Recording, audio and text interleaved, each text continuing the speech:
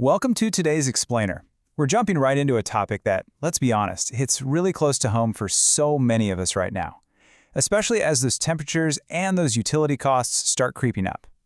We're going to be diving into some incredible insights from state agencies, energy providers, and community groups to give you a complete rundown on exactly how to get help paying your electric bill in Texas. Seriously, don't let high electric bills overwhelm you. Discover essential strategies that can ease your financial burden today. It is incredibly validating just to acknowledge that simply opening an electric bill in Texas during peak season is genuinely stressful. Between the unpredictable weather and everyday economic challenges, utility assistance isn't just a perk, it's an absolute necessity for so many folks. But hey, this explainer is all about empowerment. We're mapping out real, practical, actionable steps so you can take back control of your finances. Here is our Lifeline roadmap for today. We'll be moving through facing high electric bills, government assistance programs, community and charity support, energy provider assistance, eligibility and application steps, and finally, maximizing relief and next steps. Okay, let's kick things off with Section 1, Facing High Electric Bills. So what do you do the second you realize you might not make that current balance? Well, your immediate response breaks down into three highly effective avenues. Number one, contact your electricity provider. Honestly, a massive mistake people make is just waiting in silence until that scary disconnect notice shows up. Scratch that, your retail electric provider should literally be your very first call. Working directly with them can often score you a bill payment extension or a deferred payment plan. Number two, dial 211.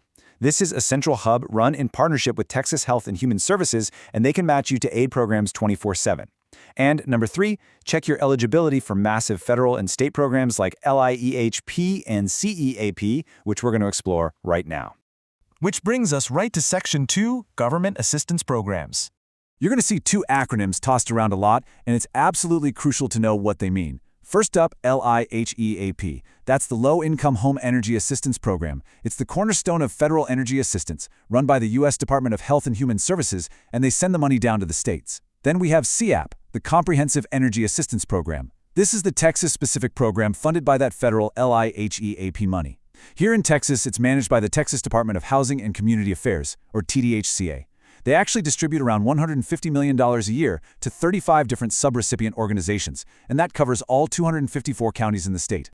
Just to put that into perspective, qualifying households can receive up to $1,600 in utility assistance over a 6 to 8 month period through these programs. $1,600! Just imagine the relief that brings to a family sweating through a record-breaking Texas summer when the AC literally has to stay on to keep everyone safe. This funding is specifically designed to help low-income households meet immediate energy needs. It covers gas and electric assistance, repairing or replacing heating and cooling units, and even helping out if your energy gets interrupted by a disaster. Moving right along to Section 3, Community and Charity Support. So what happens if government funds dry up for the year, or you just need help way faster than bureaucracy can process it? You turn to your local community. Nonprofits and faith-based groups are real game changers here because they can deploy emergency funds incredibly fast. The Salvation Army runs emergency centers statewide. Their Project Share initiative specifically helps low-income families and seniors dodge eviction or disconnection. Then you've got the Society of St. Vincent de Paul. These folks offer a highly personalized touch. Their volunteers are actually known to do home visits to figure out exactly what you need, and they can even help mediate with your landlord. Add in Catholic charities and local hardship cooperatives like the Caring Place or Baker Ripley, who run localized funds like the Good Neighbor Fund, and you have a massive local safety net ready to cover past due balances. Let's zoom in a bit with Section 4, Energy Provider Assistance. We're talking about the specific companies that actually send you your bill every month. A lot of these retail electric providers have their own internal aid programs funded by the company and by customer donations. For instance, TXU Energy has TXU Energy Aid, which prioritizes hardship cases and combat-injured veterans. Reliance Energy runs the Reliant Care program, offering up to $600 a year for customers dealing with documented financial hardship. Direct Energy has a neighbor-to-neighbor program, giving up to $700 a year depending on funds. And CPS Energy has their REAP program, which gives up to $400 twice a year, once in the heating season and once in the cooling season, specifically for the elderly, disabled, or families with young kids. This right here is exactly why calling your provider first is an absolute must. Transitioning right into Section 5, Eligibility and Application Steps. How do you know if you actually qualify for all this? Well, the baseline generally falls into two camps. First is automatic eligibility. If you're already getting Social Security, Supplemental Security Income, or SNAP food benefits, boom, you might automatically meet the income guidelines for a lot of these programs. But here's a huge misconception. A lot of people just assume they make too much money to get help because they aren't on those programs. Even if you don't receive SNAP or SSI, you should still check the thresholds. For major programs like LIHEAP, your household gross income just needs to be at or below 150% of the federal poverty income guidelines. You'll also usually need to prove that at least one person in the home is a U.S. citizen. Ready to get started? Here is your exact step-by-step action plan. Step 1. Dial 211 or hop online to 211texas.org. If you call, just ask the operator to hook you up with an agency in your specific community. Step 2. Gather your proof of need.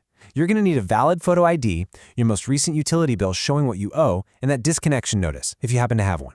Proof of household income is standard too. Step 3. Apply. In Texas, you usually have to make an appointment and apply in person at your local community action agency. Just a heads up, because demand is really high, there can be delays. So seriously, act quickly. Finally, we arrive at Section 6, Maximizing Relief and Next Steps. Getting bailed out of a past due bill is amazing, but we really want to keep those future bills permanently manageable, right? You've got 3 proactive strategies here. First, call your provider and ask about budget billing. We all know a Texas summer can make your bill absolutely skyrocket.